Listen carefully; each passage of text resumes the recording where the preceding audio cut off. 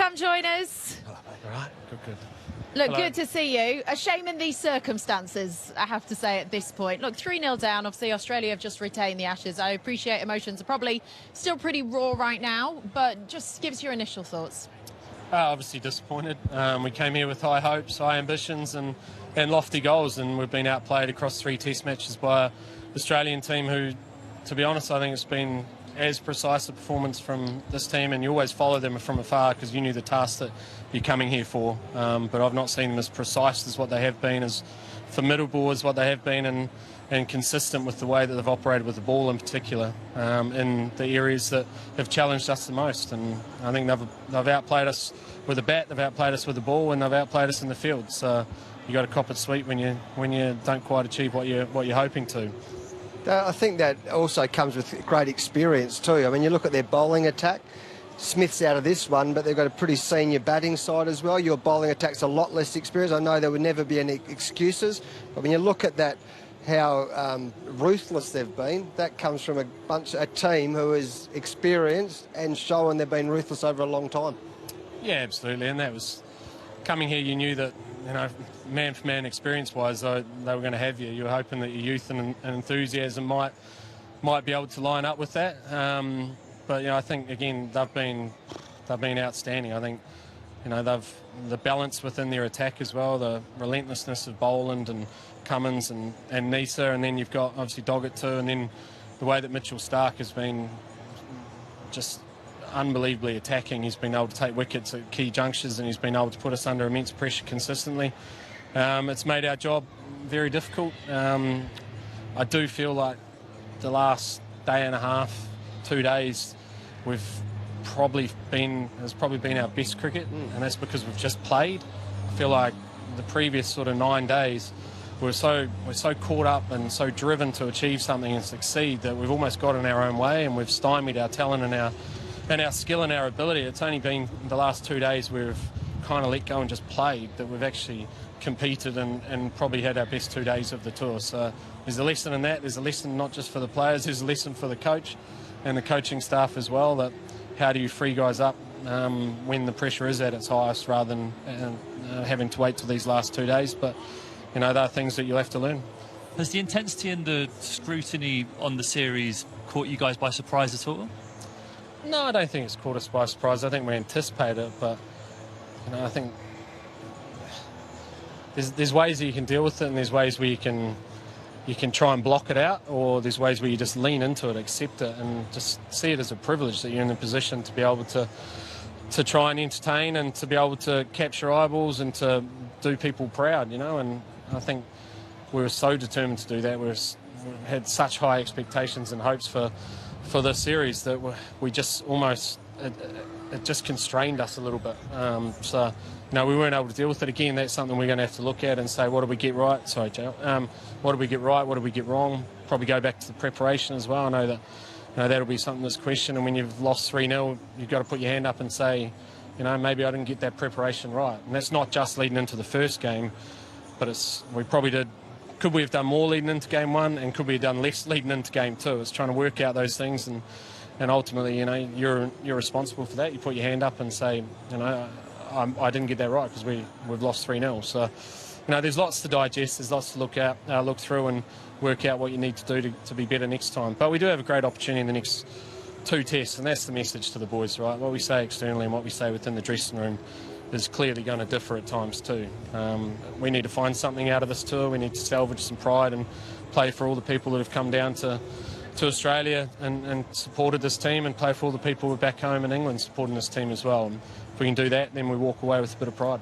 But as you say that this has been the best performance of the season so far, are you confident going into that 4th and 5th test that you can get a couple of victories? If we play, yeah. I think if we sort of allow the expectation and the pressure and, right, we've lost 3-0, crikey, we don't want to go down 4-0, then no. But if you're able to drill down on that, and you're able to say, what, lads, just get into that state where we just play the game and just immerse yourself in what needs to be done and allow your talent to come out under the pressure situations, and then you've got every opportunity, yeah. So that'll be the messages over the next few days, I'm sure, and in our own way, we'll deal with the defeat and the disappointment, but still knowing that we've got an opportunity in the next couple to get something out of it. We had Zach here yesterday afternoon. I thought and I said to him, the best I've probably seen him bat in Test cricket. He's played some amazing innings, but he just, like exactly what you say, he just played yesterday. I thought Jamie Smith did the same thing. I also said on air that if I was Jamie, I probably would have walked that way, not that way after, because he hit 4 consecutive. But you can just see there's so much talent. That must be one of the frustrations. There's so much talent there. They just play their cricket, mate. The sky's the limit. Yeah, I mean, we all know what it's like, right? When you're put under immense pressure, your decision-making can become a little blurred at times, and you don't know whether to stick or twist. And I guess that's probably the disappointing aspect, because I did think that we were rock hard in our belief of the style that we were going to play when we came down here, knowing we would be challenged. But I do think we probably got a little bit stuck, and again, I'll put my hand up as coach that there should have been that absolute clarity, and whatever happens in this series, this is how we need to play, because that is going to give us our best chance. That's how we've set the team up with that, with the skills of the players and the personalities, and we've set the environment up like that. Maybe we didn't quite get it right in the last sort of stages leading into those games, but there is an immense amount of talent that sits within that dressing room. There's some very good characters that sit within the dressing room as well, and a steely belief to try and achieve for everyone that supports the team. We've fallen short in this series. Ben Stokes has been immense. Your captain has been out there. We saw he left it all out, 41-degree heat, batting for 4.5 hours to try and get the team back into that. I mean, do you feel he has enough support around him from within the squad in terms of senior players that also are up to his level?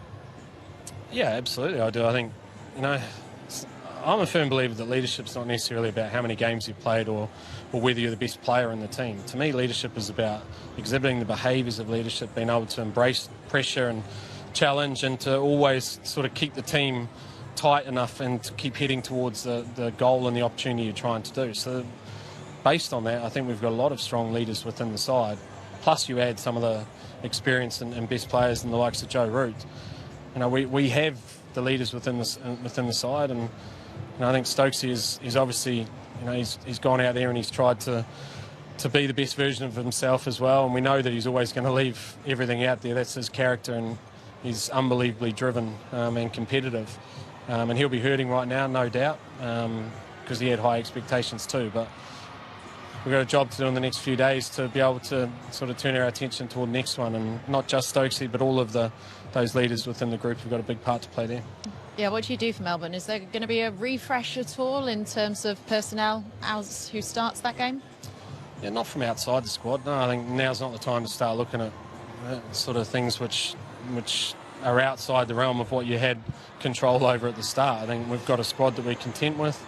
We'll have a look at the conditions. We'll try and work out, as we always try and do, what we think will give us the best chance in that game. If that changes, it changes. If it's not, then it's not. But we'll assess that when we get to Melbourne.